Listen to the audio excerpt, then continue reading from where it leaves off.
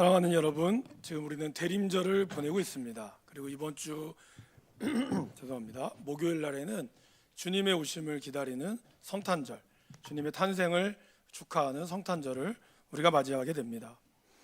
2000년 전에 아기 예수님의 탄생을 기다렸다면 사실 이제는 우리는 주님의 다시 오심을 기다리고 있습니다. 2000년 전과 마찬가지로 지금도 우리는 주님이 언제 오실지 알 수가 없습니다. 그 기다림 속에 살아가고 있는 저와 여러분, 그런 기다림과 기대감 속에 살아가고 있다면 우리에게는 참 기쁨이 있겠지만 갑작스러운 실직과 그리고 이별의 아픔, 그리고 사랑하는 사람과의 이러한 배신 등 여러 가지 내 힘으로 감당할 수 없는 삶이 갑자기 내 인생에 찾아왔을 때 그것을 내가 기약도 없이 해답도 없이 하염없이 기다려야만 한다면 여러분들은 어떻게 하시겠습니까? 오늘 우리가 마주할 이 요셉과 마리아의 이야기가 바로 이러한 질문에서 시작이 됩니다.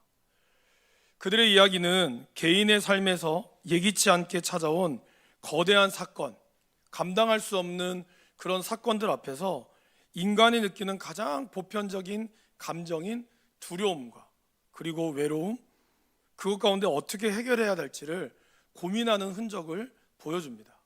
그리고 그 속에서 피어나는 하나님의 놀라운 계획이 오늘 우리의 말씀 가운데 들어 있습니다. 먼저 요셉의 이야기를 한번 살펴보도록 하겠습니다.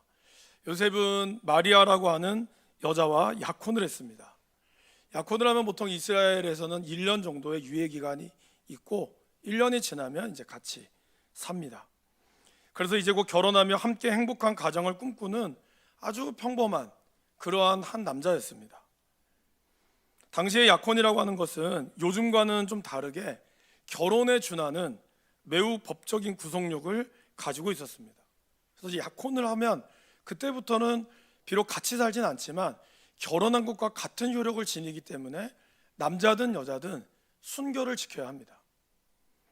그런데 어느 날 아내가 될 마리아의 임신 소식이 요셉에게 들리고 말았습니다. 요셉의 마음이 어떠했을까요? 율법에 따르면 간음한 여인은 두 명의 증언을 통해서, 두 명의 증인을 통해서 이 정말 그 간음한 사실이 확증이 되면 파혼 증서를 써서 이런 결혼을 이제 쫓아내거나, 그렇지 않으면 최악의 경우에는 공개적으로 돌로 쳐 죽일 수 있었습니다. 물론 돌로 쳐 죽이거나 파혼 증서를 쓰면 결혼은 무효가 되겠지만 과연 이것이 쉬운 일일까요? 그냥 이렇게 한번 끝내고 하는 문제로 끝날 문제겠습니까? 정현종 시인이 쓰신 시인이라고 하는, 정현종 시인의 방문객이라고 하는 시가 있습니다.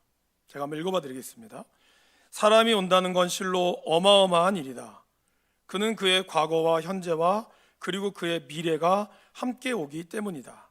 한 사람의 일생이 오기 때문이다. 전 개인적으로 이 시를 참 좋아합니다. 근데 이 시를 좀 결혼과 연관을 지어보면 어떻습니까, 여러분? 결혼이라는 것이 한 남자와 한 여자가 그냥 좋으니까 우리 같이 살자, 그래서 집 구해서 이렇게 사는 게 아니죠. 그런 사랑하는 감정이 물론 있어야 되지만 결혼이라는 것은 한 사람의 인생이 나의 인생에 들어오는 거죠. 그로 인해서 새로운 인생을 함께 만들어가는 어마어마한 사건입니다. 그런데 이러한 어마어마한 사건에서 한 사람이 그런 내 인생에서 빠져나가게 됐을 때 그냥 그것을 파혼 증서 한 장 달랑 써서 이제 끝냅시다 달랑 쓰거나, 아니면 이 분노를 참지 못해서 돌로 쳐 죽인다고 해서 나의 마음이, 내 인생이 그냥 그것으로 아직 됐다, 이제 뭐 끝났으니까 나는 또다시 행복하게 살아야지 라고 될 수 있을까요? 우리의 인생의 반이나 되는 그러한 인생이 나간다는 것이 어떠한 걸로도 위로받기 어렵다라는 것입니다. 그러기에 요셉에게 있어서 이러한 고통은 단순히 개인적인 배신감을 넘어서서 그의 신앙적이고 신학적인 고뇌가 묻어있는 사건이라고 할 수 있습니다. 오늘 19절 말씀에 보면 그의 남편 요셉은 의로운 사람이다 라고 표현하고 있어요. 의롭다라는 게 뭘까요, 여러분? 율법적으로 뭔가 말씀을 잘 아는 그러한 사람일까요? 물론 그것도 되겠지만 여기서 의롭다라고 하는 것은 하나님의 마음을 잘 안다라는 뜻입니다. 하나님께서는 결혼에 대해서 바리새인들이 예수님을 넘어뜨리려고 찾아왔을 때 이 이혼 증서를 써주면 됩니까? 그렇게 물었을 때 예수님은 하나님이 태초에 결혼에 대한 말씀을 다시 한번 언급하십니다. 바로 마태복음 19장 6절에 하나님이 짝지어 주신 것을 사람이 나누지 못할지니라. 이 창조의 원리, 이 창조의 원리와 이 남녀 간의 결혼의 원리를 이미 요셉은 그 마음에 품고 있었을 것입니다. 그렇기 때문에 하나님이 짝지어 주신 이 신성한 약속이 깨어졌다고 느껴졌을 때 그 인생이 내 안에서 송두리째 빠져나가는 듯한 고통은 그 무엇으로도, 그 어떠한 것으로도 해결될 수 없는 그러한 아픔이다라는 것입니다.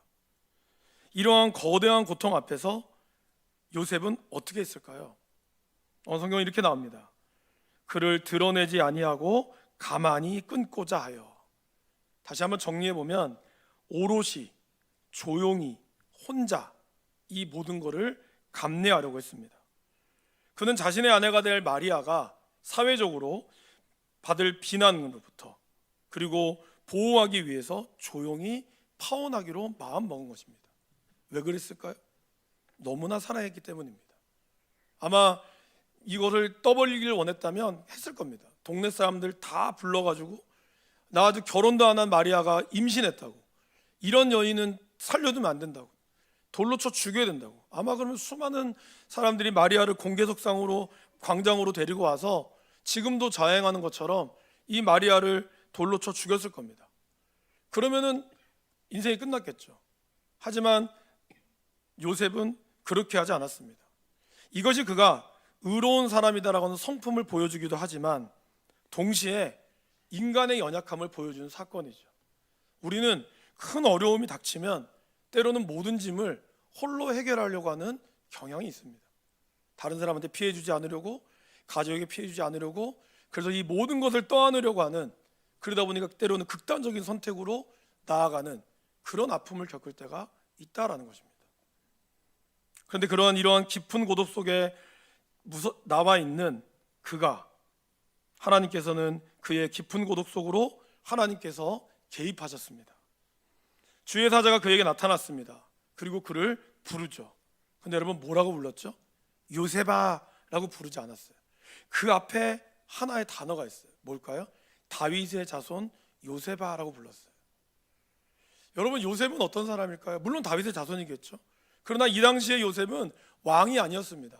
그는 너무나 가난하고 너무나 평범한 그냥 목수였어요. 사회적으로 아무런 힘도 없고 사회적으로 어느 누구도 요셉의 사실 이 결혼 자체에 별로 관심이 없을 만한 그 정도로 비천한 사람이었습니다. 목수라고 하는 직업이 좀 그랬거든요. 그런 그에게 갑자기 주의 사자가 찾아와서 그의 이름만을 부른 것이 아니라 다윗의 자손이라는 걸 붙였다는 거예요.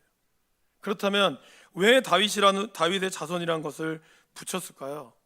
이것은 그가 처해 있는 이러한 상황이 개인적 파탄 앞에서 실패한 목수처럼 느껴졌을 한 남자에게 하나님께서는 이거는 너의 실패가 아니라 하나님의 위대한 운명이라는 것을 그에게 부르기를 원했다라는 것입니다.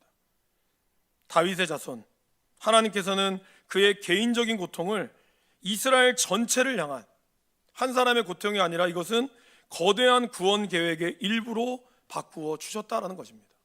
그것이 바로 요셉을 다윗의 자손이라고 부르는 하나님의 계획이었다는 것이죠. 그래서 이 일은 더 이상 요셉 혼자 오롯이 감당해야 될 개인적인 문제가 아니라 오히려 하나님께서 이것을 주관하시는 것임을 보여주는 사건이었습니다. 주의 사자는 이제 이렇게 이야기합니다. 당신의 아내 마리아의 잉태는 성령으로 된 것이고, 그리고 이 태어날 아기는 자기 백성을 죄에서 구원할 예수님이라는 것을 알려주었습니다. 그리고 이 모든 일이 보라, 처녀가 잉태하여 아들을 낳을 것이요 그의 이름을 임마누엘이라 하리라는 이스라엘 사람들이라면 누구나 아는 바로 이사야의 선지자의 예언의 말씀, 메시아가 온다는 것은 이스라엘 사람들이 다 알고 있거든요. 그 예언의 말씀이 바로 당신에게 임한 것임을 보여줍니다. 그리고 더 결정적으로는 그 하나님, 바로 임마누엘은 하나님이 우리와 함께 계시다라는 약속이라는 것이죠. 뭘 의미할까요? 바로 요셉이 혼자가 아니라는 거예요. 지금 요셉에게는 여러분 필요한 게 뭘까요? 이걸 어느 누구에게나 얘기하겠어요? 누구한테 얘기하겠어요? 근데 하나님이 나타나서 내가 해결해 줄게, 이런 문제가 아니라 지금 요셉의 이 깊은 고독과 외로움과 그 배신 속에 나타나는 그의 신학적 고뇌 가운데 하나님은 그의 마음을 너무나 잘 알았다는 거예요. 뭘까요?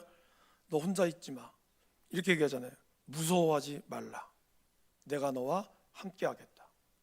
바로 하나님의 임마누엘의 하나님, 그래서 요셉에게 가장 필요한 가장 큰 위로의 하나님을 소개하고 있다라는 것입니다. 그 음성을 듣자마자, 그 요셉이 잠에서 깨어나자마자 어떻게 했습니까? 24절에 보면 깨어나자마자 마리아를 데리고 왔다는 거예요. 바로 그에게 있어서 가장 문제였던 그 고독과 고독감 속에서 하나님께서는 다시 마리아를 그의 인생으로 초대하게 만들었습니다. 그의 인생의 중요한 인생의 문제를 하나님은 외면하지 않으셨고, 요셉은 그 하나님의 음성에 다시 한번 마리아라고 하는 자기 아내를 자기의 인생으로 초대했다는 겁니다. 그래서 하나님의 계획에 함께 동참하도록 요셉을 만드셨습니다. 요셉의 고통과는 또 다른 한 여인이 있죠. 마태복음에는 없지만 누가복음 1장에 보면 바로 똑같이 마리아가 나옵니다. 마리아도 물론 마찬가지죠. 자기가 감당해야 될 이러한 두려움과 혼란이 있었어요. 여러분, 이때 마리아의 나이가 몇 살이었을까요? 유대의 법에 따르면 10대였습니다. 여러분, 10대의 소녀가 이거를 감당할 수 있을까요? 물론 지금의 10대와 그때의 10대는 좀 다르겠죠. 하지만 그래도 10대의 소녀가 감당하기 어려운 삶의 무게들이 있었다는 거예요. 지금이야 너무 안타깝지만 좀 그런 일이 있으면 병원 가서 낙태 수술을 한다든지 그렇게 할 겁니다. 스스로 해결할 수 있도록 나갈 거예요. 하지만 이 당시는 그럴 수가 없습니다. 무엇보다 이거를 누구에게 알릴 수가 없는 거죠. 알리면 당장 돌에 맞아 죽을 겁니다. 이러한 상황 가운데, 이러한 문화 속에 10대의 평범한 한 여성이에게 하나님이 갑자기 찾아오셔서 말씀합니다. 하나님이 너와 함께 하시도다. 당신에게 은혜가 있을 것입니다. 그리고 누가복음에서는 계속해서 마리아의 앞에 하나를 더 붙입니다. 뭘까요? 처녀라는 말을 꼭 붙여요. 처녀 마리아야, 처녀에게, 처녀가. 왜 굳이 이걸 계속 반복할까요? 바로 그의 힘으로 도저히 해결할 수 없다라는 것을 누가복음의 저자는, 바로 누가는 보여주고 있다는 것을 우리는 암시할 수 있습니다. 이러한 천사의 등장에 마리아의 반응이 매우 놀랐다라고 얘기하고 있죠. 이게 어머, 이게 아니에요. 그 영어 원문에 보면 상당히 혼란스러웠다, 그의 마음을 완전히 뒤흔들어 놓았다라는 뜻입니다. 남자를 알지 못하는 자신의 정체성, 그리고 그로 인하여 오는 임신, 약혼자 요셉과의 미래, 평범하게 그냥 가난한 목수의 아내로서 삶을 살아가려고 했던 그녀의 삶 전체가 한순간에 무너진 듯한 그러한 실존적 두려움이 그에게 찾아왔다라는 것입니다. 이러한 마리아에게 천사는 두 가지의 놀라운 증거로 찾아와서 응답해 주십니다. 첫 번째는 성령이 내게 임하시고 지극히 높으신 이의 능력이 너를 덮으시니라고 약속하고 계세요. 거기서 그치지 않고 두 번째로는 보라, 내 친족 엘리사벳도 늙어서 아들을 배었다라는 사실을 알려줍니다. 그러면서 그 다음에 이렇게 얘기하죠. 본래는 임신하지 못한 자로 알려졌지만 이미 임신한 지 6달이나 지났다라는 소식을 전해줍니다. 그러면서 한 말이 더하죠. 대저 하나님의 모든 말씀은 능하지 못하심이 없느니라.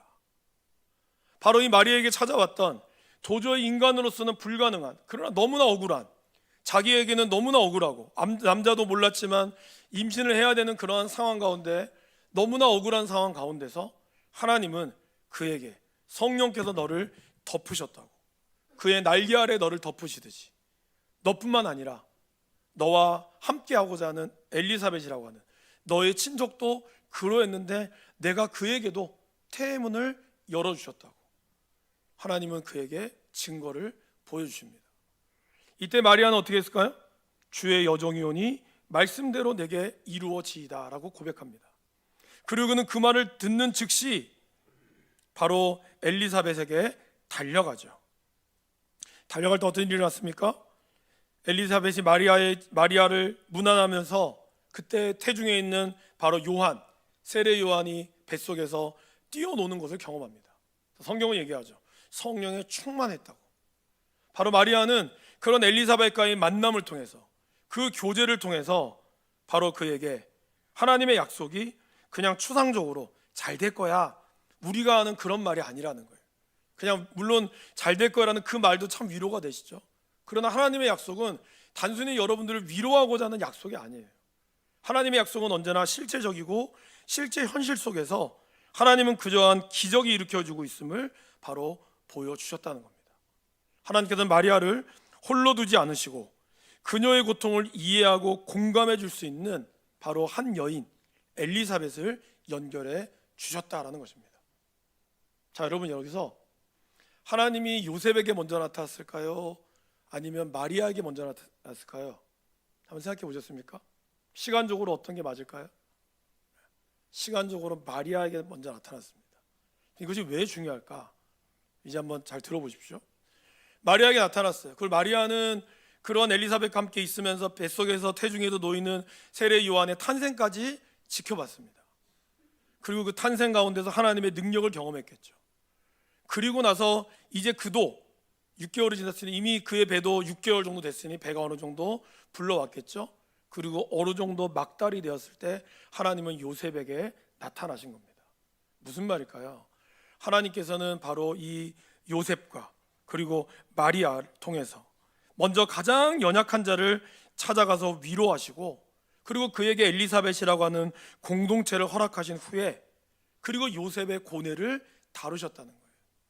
요셉이 만약에 마리아가 임신한 사실을 처음부터 알고 10달, 10달 동안 아니면 9달 동안 마리아의 임신 소식을 가만히 듣고 그를 데리고 왔다면 그 9개월의 기간 동안 과연 요셉이 버티면서 살 수 있었을까요? 물론 살 수 있을 수 있겠죠. 하지만 매일매일의 삶이 쉽지는 않았을 겁니다. 그러나 하나님께서는 그 모든 것들을 아셨기에 먼저 마리아에게 나타나셨고, 마리아가 두려움에 떨고 있을 때 엘리사벳에게 가서 그에게 서로 위로하도록 하나님은 허락하셨다는 거예요. 그리고 그 모든 것을 하나님의 눈으로 마리아에게 보여주시고 난 후에 하나님은 요셉에게 그것을 감당할 수 있도록 주셨다는 것이죠. 요셉과 마리아 이야기는 각각 다른 고통을 다루는 것처럼 보이지만 그 중심에는 뭐가 있었을까요? 바로 임마누엘의 하나님이 있었다는 거예요. 하나님이 우리와 함께 하시다는 거대한 약속이 흐르고 있었습니다. 그리고 이 약속은 단순히 하나님께서 저 멀리 존재하는 추상적인 것이 아니라 인간이 가장 두렵고 외로운 순간, 모든 것이 무너져 내리는 이 절망의 한복판에서 하나님이 찾아오셔서 내가 너와 함께 하겠다고 하는 말씀을, 하나님은 그분의 성품을 보여주시는 거예요. 그래서 요셉은 어떻게 했죠? 요셉은 마리아를 데리고 왔어요. 하나님께서는 우리가 인생의 폭풍을 만났을 때 결코 혼자 두지 않으십니다. 천사의 음성처럼 초자연적인 방식으로 오늘 두 사람에게 나타났습니다. 그런데 결정적으로 하나님의 함께 하심은 누굴 통해서 나타날까요? 사람을 통해서 나타난다는 거예요. 바로 엘리사벳을 통하여 만나게 하셨고, 그리고 요셉은 마리아를 통하여 만나게 하셨겠죠. 요셉이 마리아를 데리고 올 때 시점에는 아마 마리아의 배가 불러 있었겠죠. 그때 요셉은 마리아를 보면서 어떤 마음이 들었을까요? 또한 마리아는 요셉을 보면서 어떤 마음이 들었을까요? 아마 처음에 만났다면 이러한 상황을 도저히 받아들이기 어려웠을 겁니다. 그러나 그 일들을 통하여 하나님의 일하심을 마리아는 경험했고, 그래도 처음에는 마리아는 아마 기다려야만 했던, 그가 원하지 않았지만 기다려야 했던 그런 상황이 이제는 기다리고 싶은 마음으로 바뀌었다는 거예요. 바로 세례 요한의 탄생을 보면서 하나님의 말씀을 통해서, 요셉도 마찬가지였겠죠. 그러한 위로가 그 둘 사이의 만남을 하나님은 허락하셨다라는 것입니다. 그렇기 때문에 우리 안에 교회의 공동체가 세워야 될 중요한 이유가 바로 거기 있다는 거예요. 하나님께서 그 공동체를 통해서, 그러한 만남을 통해서 이루어진다라는 것입니다. 많은 분들이 그렇게 얘기합니다. 나는 하나님 보아야지 믿겠다고. 하나님 안 보이지 않는 하나님 어떻게 믿습니까? 나는 하나님을 봐야지 믿겠습니다라는 분이 계십니다. 저도 보여주고 싶어요. 제 배를 째고서라도. 근데 사도 요한은 우리에게 이렇게 이야기합니다. 하나님을 직접 본 사람은 아무도 없습니다. 그러나 우리가 서로 사랑하면 하나님은 우리 안에 실제로 거하시고 그분의 사랑은 우리 안에서 온전히 자랍니다. 바로 사도 요한은 우리에게 얘기하고 있습니다. 하나님을 직접 본 사람은 지금까지 아무도 없었습니다.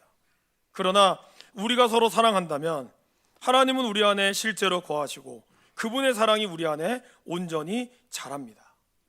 바로 우리는 서로 사랑하는 관계 속에서 서로의 삶을 나누는 관계 속에서 그 자리에서 우리 안에 거하시는 하나님을 체험할 수 있습니다.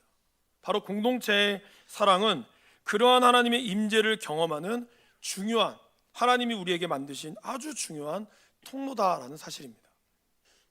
그러게 여러분, 교회는 단순히 와서 예배드리고 그리고 뭐 성경 공부 좀 하고 그리고 뭐 봉사 좀 하고 그렇게 가는 그런 단순한, 그냥 여기 와서 일할 거 있으면 일하고 그런 장소가 아니라는 거예요. 단순히 그것만으로 이야기할 수 없는 것이 바로 교회다라는 겁니다. 교회는 그리스도의 피로 값주고 사신 곳이고 그곳에서 우리의 삶을 나누고 그 삶 속에서 일하시는 하나님의 인도하심을 경험하는 것이 바로 교회다라는 것입니다.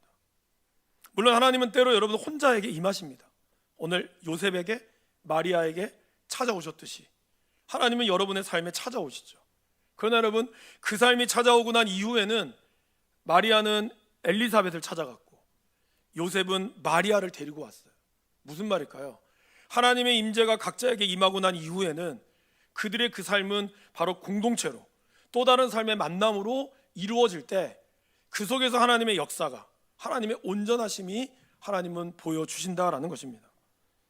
그럴 때 우리는 비로소 하나님께서 능치 못함이 없구나라는 것을 체험하게 됩니다.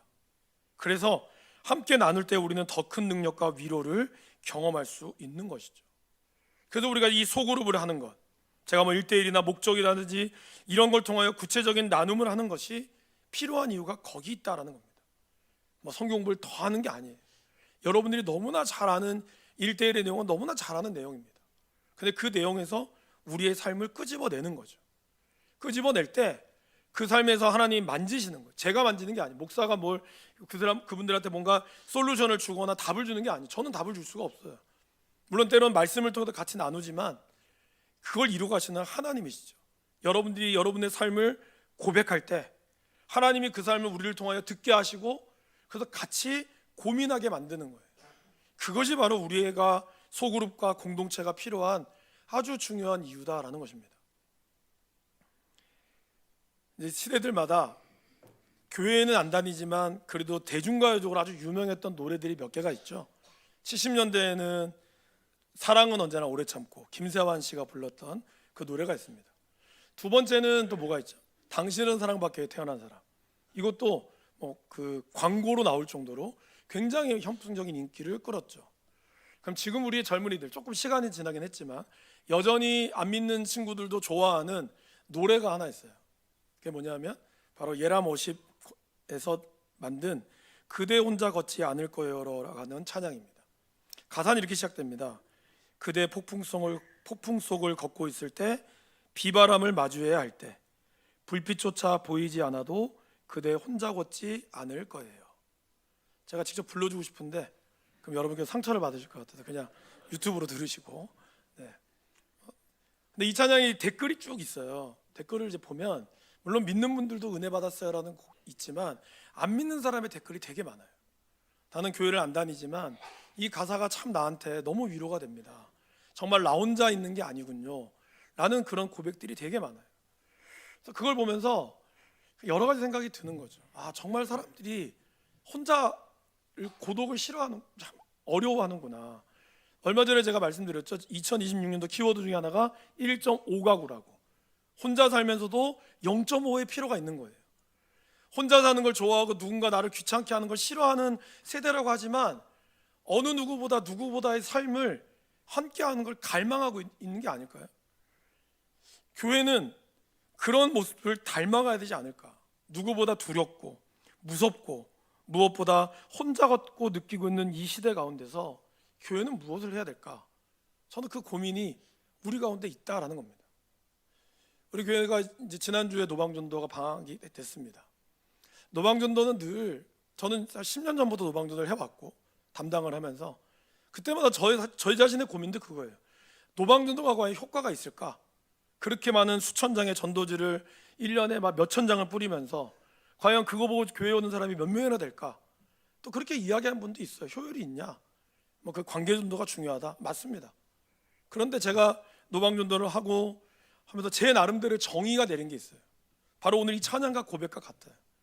여러분, 수많은 사람들이 팔도시장으로 옵니다. 망미시장으로 와요. 여기를 걸어가는 사람들이 있어요. 그들에게 우리가 전도지를 준다는 것은 단순히 우리 교회 오세요라고 하는 게 아니에요. 우리 전도대원들은 그렇게 말 잘 안 합니다. 하나님은 살아계십니다. 하나님은 당신을 사랑하십니다. 이게 핵심이에요. 그게 뭘까요? 당신이 아무리 힘들고 어려울 때 그때 하나님이 살아계신 것을 보세요. 그때 교회가 살아있습니다. 교회가 당신을 위해서 기도합니다. 이거예요. 저는 그게 노방전도라고 생각합니다. 물론 우리가 그 사람을 다시 만날지는 모르지만 그러나 그 복음의 사역을 통해서 당신 혼자 있지 않는다는 거예요. 당신을 위해 기도해주는 교회가 있고 공동체가 있다는 거예요. 그거를 꼭 기억하세요. 저희가 기도하겠습니다. 그겁니다. 각자의 인생의 폭풍과 칠흑 같은 어두움 속을 걷는 이들의 눈을 우리가 바라보며 당신은 혼자가 아닙니다. 여기에 빛이 있습니다. 당신을 기다리는 교회 공동체가 있습니다. 이 말을 하는 겁니다. 그래서 저희는 노방전도지를 그냥 집집마다 꽂지 않게 합니다. 저는 직접 보고 드리라고 해요.